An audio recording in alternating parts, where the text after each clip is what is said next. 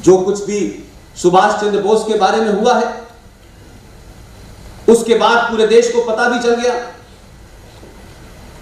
जो कुछ वीर सावरकर के बारे में हुआ वो भी देश के सामने आ गया। और अभी कई हजारों तथ्य जो आपके सामने आने वाले हैं, लोग लाएंगे। Colonel RSN Singh, GD Bakshi, Sushil Pandit, Gaurav Arya, ये देश में अपना अपना काम कर रहे हैं। इन तथ्यों से आज के आने वाली पीढ़ी को बताना है कि तुम 1947 से भारत का इतिहास शुरू नहीं होता। 1947 से भारत पैदा नहीं हुआ है। 1947 में भारत मजहब के नाम पे 2 टुकड़ों में बटा, ये नहीं बताया गया। और झूठ क्या क्या फैलाए गए कि इस देश की आजादी की लड़ाई, स्वतंत्रता आंदोलन के अंदर हमारी साझा विरासत, हम सब भाई भाई होकर लड़ रहे थे। इस भाई में यह पता नहीं चला कि जो लड़ाई आप 50 साल से अंग्रेजों के खिलाफ लड़ रहे थे, साथ साथ लड़ रहे थे, अगर यह बात है तो आजादी मिलने के चंद घंटे पहले किसने मजहब के नाम पे मुल्क मांगा था। यह मुमकिन नहीं है कि आप 70 साल तक जीवन में किसी के साथ रहें और यकायक एक दिन आप उठ के कहें कि मुझे अपना हिस्सा चाहिए। या तो 70 साल झूठ बोला आपने, या आपका एजेंडा यही था। ऐसे ऐसे नारे गढ़े गए जिसमें आपने एकेडमिकली झूठ बोला, रिलीजियसली झूठ बोला, सनातन के पॉइंट ऑफ व्यू से भी झूठ बोला, लेकिन वो तमाम झूठ आपको सत्ता तक पहुंचा सकते थे। सत्ता में बने रहने के लिए कुछ नारों को गढ़ा गया। एक वर्ग ने तय करा कि ये तो नारे हमारे फायदे में हैं, वो चुप था। लेकिन आपने इस देश की मेजॉरिटी को उस झूठ में रख के उन नारों का फायदा लिया। एक नारा गढ़ा गया, गंगा जमुना तहजीब। मैं उत्तर प्रदेश में पैदा हुआ हूं, जहां गंगा भी है, जहां जमुना भी है। आजाद भारत में जितने दंगे हिंदुस्तान में हिंदू मुसलमानों के हुए हैं, उसमें उत्तर प्रदेश में सबसे ज्यादा हुए हैं। गंगा जमुना तहजीब थी वहां, इसलिए वहां भाईचारा था। अब पता चल रहा है कि भाई कौन था और चारा कौन था। ऐसे ही एक नारा गढ़ा गया कि सर्व धर्म बराबर है। हमको नहीं बताया गया यह राजनीतिक स्वार्थ हो सकता है किसी का। न मेरा और मेरे साथ जितने लोग देश भर में हैं उसमें से किसी का राजनीतिक स्वार्थ नहीं है।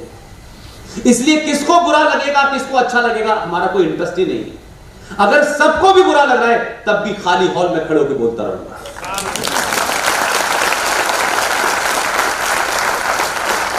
इसमें मेरा कोई निजी एजेंडा नहीं है।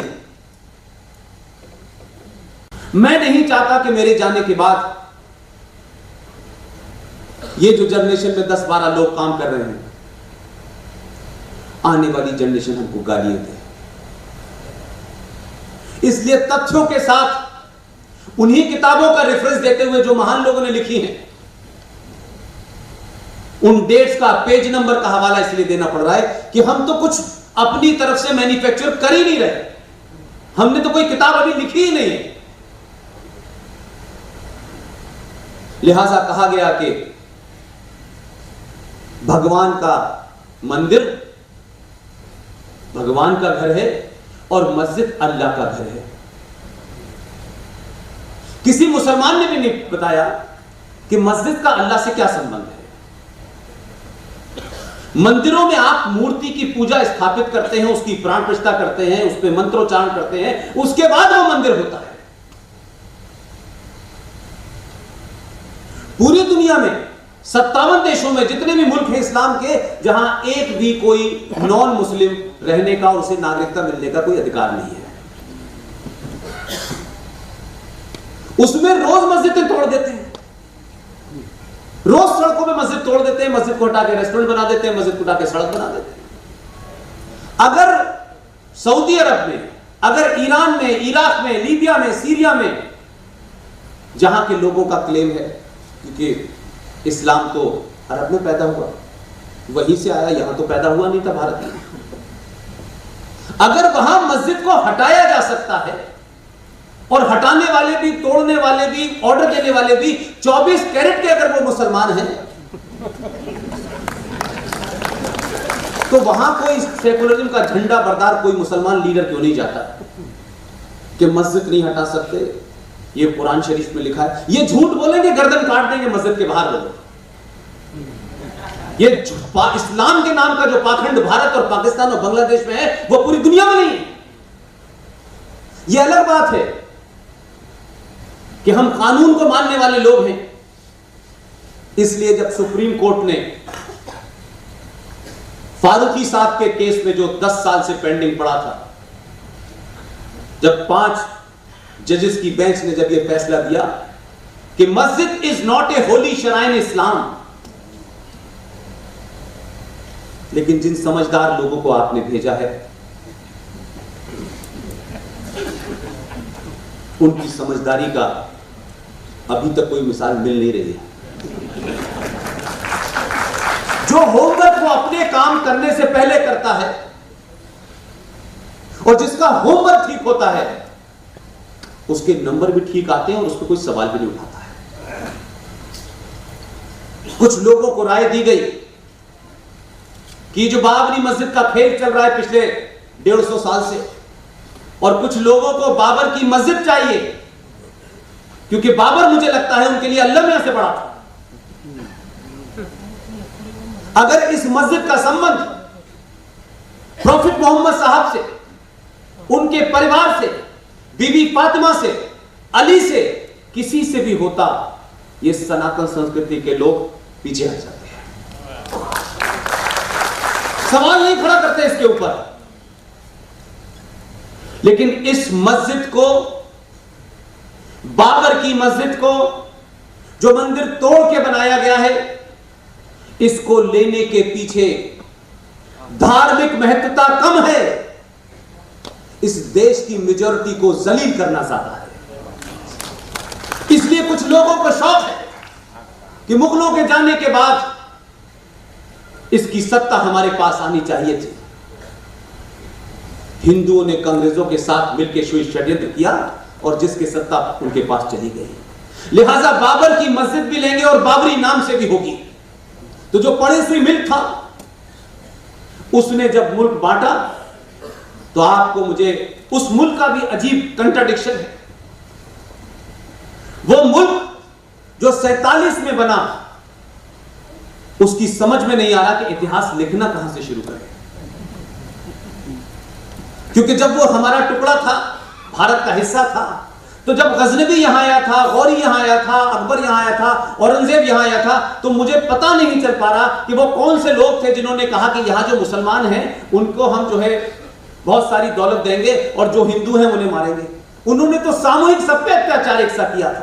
उन्होंने तो भारत पे आक्रमण किया था, हिंदू मुस्लिम के नाम पे नहीं बांटा था। लेकिन वो मुल्क जिनके पूर्वजों को अकबर ने भी और औरंगजेब ने भी और बाबर ने भी मारा, लेकिन भारत से नफरत और भारत के हिंदू और हिंदुस्तान के इस सनातन समाज को जलील रखने के लिए, छोटा दिखाने के लिए, वो पाकिस्तान अपनी मिसाइल का नाम गौरी रखता है, उसका नाम गजनबी रखता है। उनकी आज की जनरेशन पूछ रही है कि गौरी हमारे कौन थे, बता नहीं पा रहे, उनको समझ नहीं आ रहा बताएं क्या। और कंट्राडिक्शन देखिए, आप ही के राज्य का एक आदमी,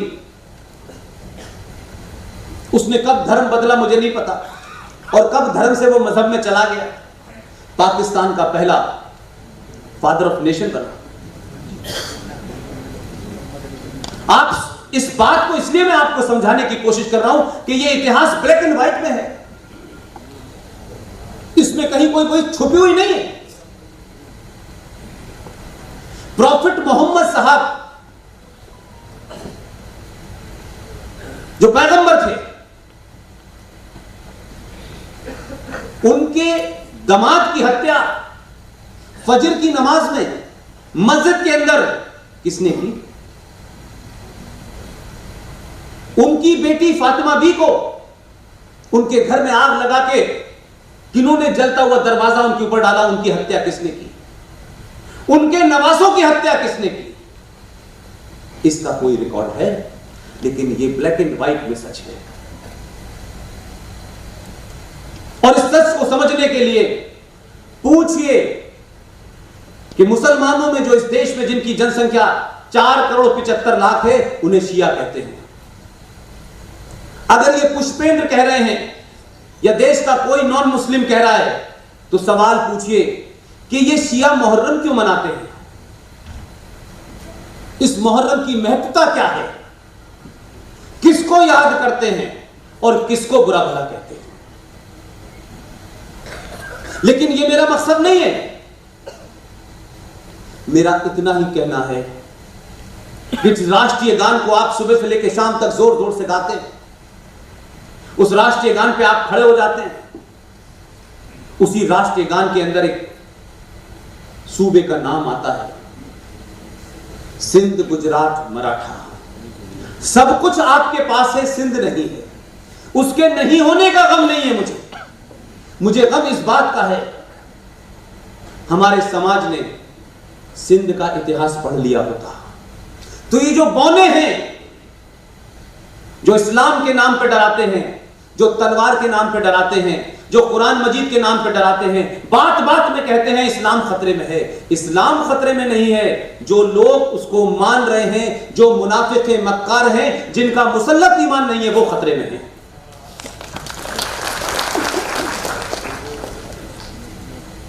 अगर आपने सिंध का इतिहास पढ़ा होता